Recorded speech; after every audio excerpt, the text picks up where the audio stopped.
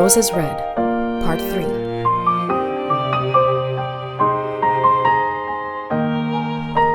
The cremation was done in the morning, and the urn with her ashes took center stage at the memorial service at the Anglican chapel at 3 p.m.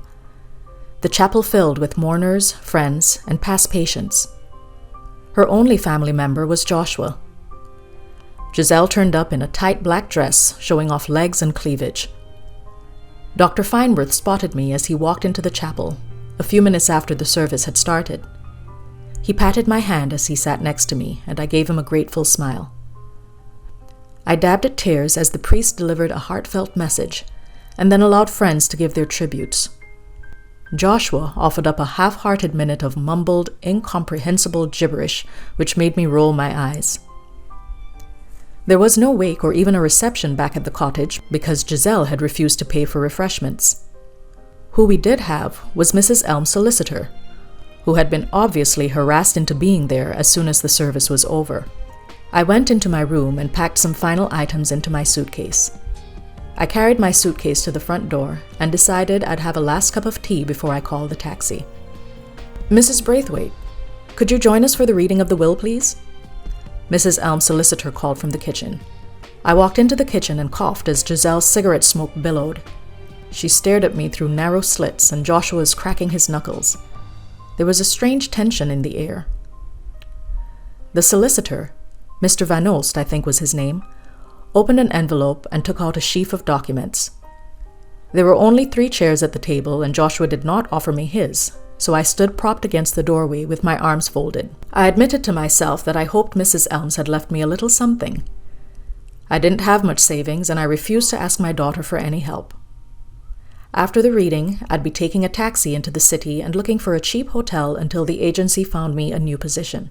She had more money than I'd thought possible for a village nurse. I saw Joshua's jaw drop open as thousands of pounds were bequeathed to charities. Giselle chain-smoked, and I saw her legs jiggling under the table. Then it came. To my nephew Joshua, I leave the sum of £20,000, on the condition that he follow in my husband's steps and serve his country in the army, Mr. Van Olst read out. Joshua made a strangled gasp and stared at Giselle with horror. I tried unsuccessfully to stifle a laugh. And to my caregiver, Hope, I leave the care of my beloved rose garden, Mr. Van Olst continued. He paused, and we all stared at him. And to that end, I leave Rose Red Cottage to my dear friend, as I know she will take care of it as well as she has cared for me, the solicitor continued. "No!" Giselle shouted, and stood up, knocking over her chair. Joshua's owlish eyes were huge as he stared from me, to her, to Mr. Van Olst, who looked startled by the outburst. I could have been gracious, should have been. I looked into Giselle's furious face. "Get out," I said. I didn't actually throw them out right away, despite Giselle's racist, expletive-filled rant afterwards. The solicitor, ignoring the drama, handed me the deed to the cottage and departed post-haste. Joshua sat in a stunned stupor at the kitchen table for about an hour. I kept my peace as Giselle frothed at the mouth and suggested my ancestors go back to living in trees. When she ran out of steam, I advised her she should leave first thing the next morning. She actually looked ready to pounce like we were in a pub brawl. I stared her down. I fought off a mob assassin, I reminded myself. When she realized she was just making a fool of herself, she flounced off and went into Joshua's room. She slammed the door shut, but we could hear her still swearing and knocking things around. I sat down at the kitchen table and observed Joshua through narrowed eyes. He sat with his mouth agape. Giselle wrenched open the bedroom door, carrying an oversized gym bag. She stomped to the front door and was gone. "Your fiancé's left," I remarked unnecessarily.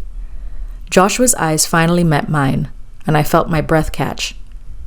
There was just a flash before his eyes dulled, but I saw the pure, undistilled hatred from his soul. He stood up slowly, and without a word left the kitchen and then the cottage. The whole episode lasted maybe 2 hours. I exhaled and sat quietly in my new kitchen. Particles of dust were illuminated in the last sun rays, and I watched them gently float around me. Well, cheese on bread. Now what? I asked myself. I got up and made tea to steady my nerves. There was a lot to process, but more importantly, some decisions I would have to make. I went to my room and got into bed, although it was only about 6 p.m. I was emotionally exhausted and bemused. When I woke up, it was night, and I lay in bed for a few minutes wondering what day it was. It dawned on me that something had disturbed my sleep. I listened. Was that someone at the front door? There was the sound of something metallic scraping, but now the noise seemed to be coming from some point beyond the front door. Maybe someone was trying to quietly unlatch the gate? I got out of bed, went into the living room, and peeked outside. There was a streetlight on our lane, but it was a relic that worked on its own whim. It flickered now, and in the waning light I saw someone in the front garden, digging at the ground. His back was to me, but I was pretty sure I recognized the slight build. It was Joshua wearing a cap and an overcoat. I watched him shovel at one spot, bend over doing something in the dirt, and then move to another spot. After a few minutes of this, he crossed over to the other side of the garden. The shovel scraped sharply against the cobblestone pathway, and he froze, looking directly at the window where I stood. I wondered if he could see me, but from the way he was craning his neck, I realized he couldn't. Thank goodness I hadn't turned on the lights. I instinctively felt that what I had witnessed was important. He turned and quickly unlatched the gate and left, scurrying down the lane and out of sight. I went and sat on the sofa, still in the dark, and waited for my breath to settle. I wasn't scared, but the whole incident had been unsettling. What in the world? Was he digging something up or burying something? The latter disturbed me more. In the morning, I would have to go inspect the area. Should I call the police? He was trespassing. Was this the beginning of some type of harassment? To what end? I rubbed at my temples as the lack of sleep and intense thinking brought on a headache. Maybe I needed some legal advice. The sofa creaked under my weight. It was an old one, along with all the furniture. I knew this room very well, and yet I felt it was strangely unfamiliar. There was something off in this room, and that thing was me. I had loved my time here in this charming cottage with the wonderful Mrs. Elm, but it wasn't home. Everything here was hers. Every room was stamped with her taste and her memories. I shook my head.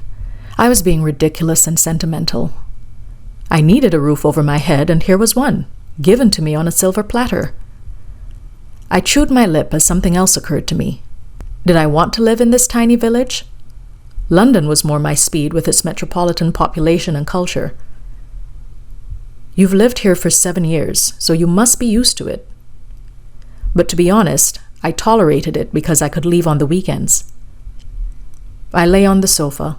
I was too agitated to go back to my room, I told myself. I finally admitted that the thought of Joshua skulking around the cottage made me nervous. I woke up with a start as someone rang the little bell at the front gate. I blinked at the brightness of the sun-filled room. I sat up and moaned as my back ached. Falling asleep on the old sofa with its ancient springs was going to pain me all day.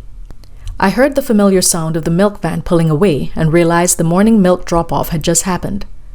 I got up with some stiffness and went to look out the front window. My eyes fell on the ruined garden, and I suddenly remembered Joshua's nighttime digging.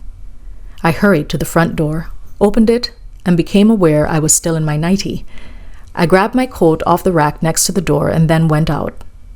The weather was sunny and much warmer than I anticipated, but I wasted little time enjoying it.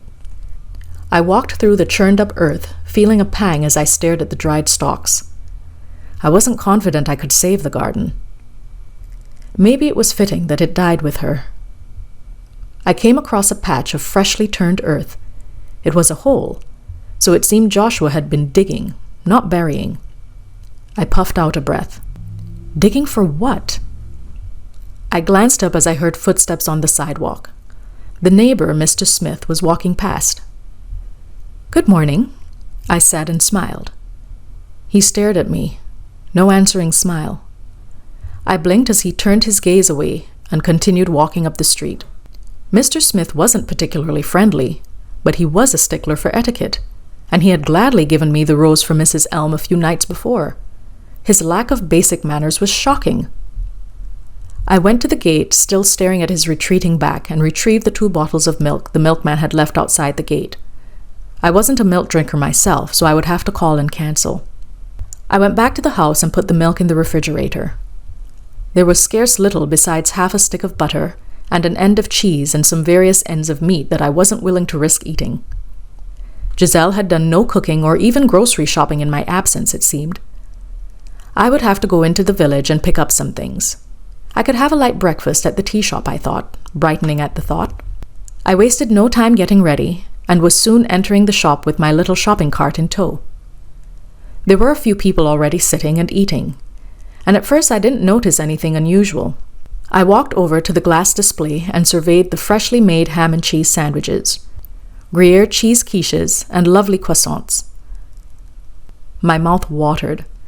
I glanced up to catch Mr. Waite's eye when I realized he was staring at me. His expression puzzled me. I suddenly felt the hairs on the back of my neck raise.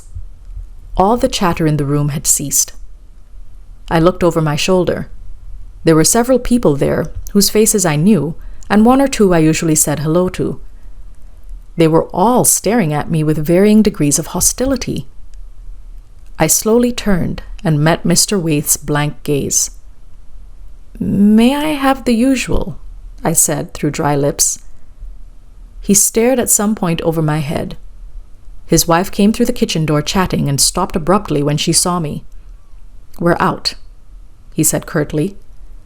His wife went to the cash register, but I saw her glance at me from under her lashes.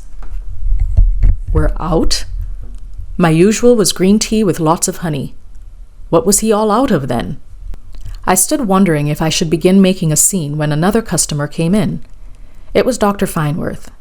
He smiled when he saw me, and it warmed my chilled heart. "How are you? Join me for breakfast? I need to run a few things by you." He said all this without giving me a chance to respond. He turned and placed his order with Mr. Waite, who exchanged a glance with his wife. "What'll you have, Hope?" "My treat," Dr. Fineworth said.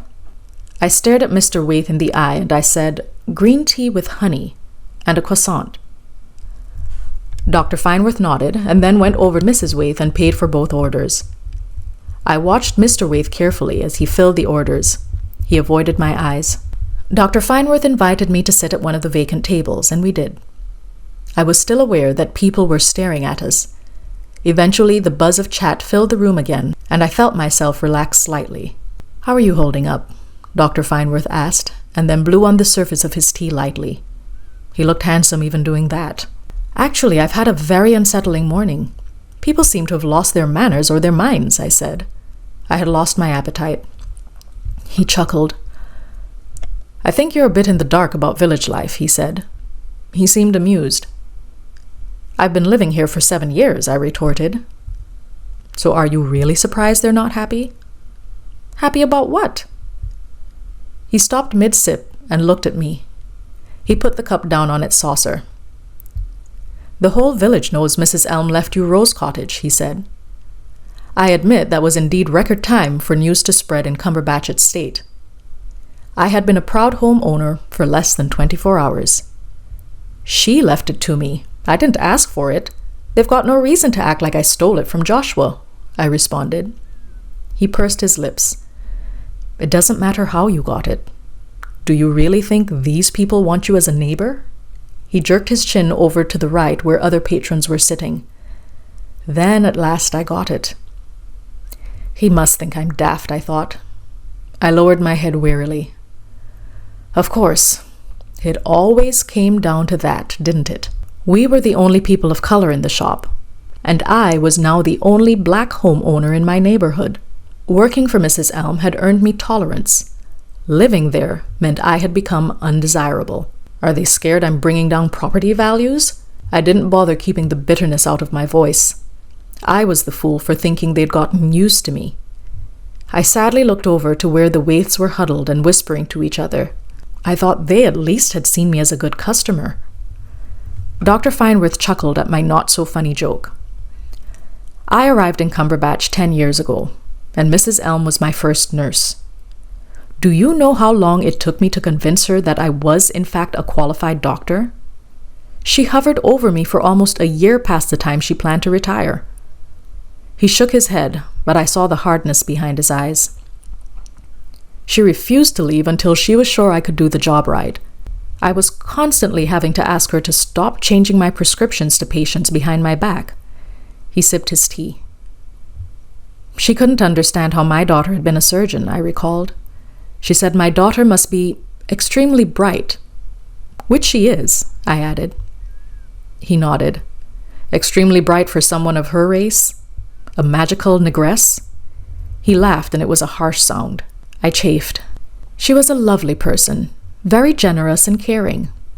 Just old-fashioned in her thinking, I protested. He looked at me thoughtfully. She did say you were one of the better ones. I would have stood up and left then. Was he deliberately trying to poison my impression of her? What a horrible thing to say. I felt like telling him that he didn't have the monopoly on dealing with racist English people, and I had seen it all since I hopped off the boat in the 60s. But I wasn't interested in trading who had it worse stories. Why don't you sell the cottage? Move someone less backwards. He smiled, but I wasn't charmed. It was exactly what I had been thinking.